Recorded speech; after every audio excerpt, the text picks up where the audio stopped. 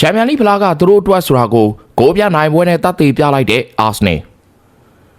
စီဗီယာတို့ကျန်းချက်ကစပိန်ကလပ်ဘီဘာအိုအသင်းအတွက်တော့ပွဲဥဒမှာအမှတ်ဖလားနဲ့ဖြစ်သွားစေခဲ့တာပါပဲ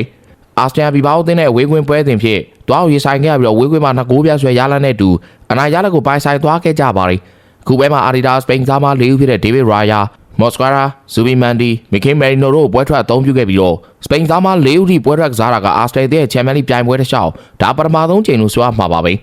ပရိုင်မှာအာဆနယ်တို့ဂိုးသွင်းခွင့်ရခဲ့ပြီးတော့ယော်ဂရက်ရဲ့ပထမတစ်ချိန်ကန်ချက်ကိုဘီဘာကွန်မအွန်နိုင်ဆိုင်မွန်လွယ်ကူပဲဖမ်းနိုင်ခဲ့သူဒုတိယချိန်အပိုင်းခေါင်းတိုက်ချက်ကလည်းဘေးထွက်သွားခဲ့ပါတယ်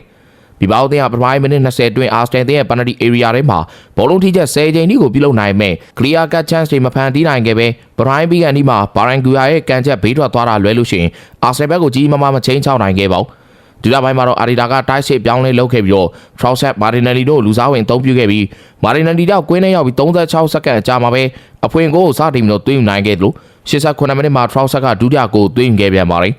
မာတင်နယ်လီကအာစတန်ရဲ့ချန်ပီယံလိပြိုင်ပွဲသမိုင်းတစ်လျှောက်လူစားဝင်ပြီးတော့အများဆုံးဂိုးသွင်းနိုင်တဲ့ကစားမဖြစ်စံချိန်ဝင်သွားခဲ့ပြီးအာစတန်ကအခုပွဲပါဝင်စပိန်ကလပ်တွေနဲ့နောက်ဆုံးတွေ့ခဲ့တဲ့6ပွဲဆက်တိုက်အနိုင်ရခဲ့တာကြောင့်ချန်ပီယံလိပြိုင်ပွဲသမိုင်းတစ်လျှောက်စပိန်ကလပ်တွေကို6ပွဲဆက်အနိုင်ရတဲ့ပထမဆုံးအသင်းဖြစ်မှတ်တမ်းဝင်သွားခဲ့ပါတယ်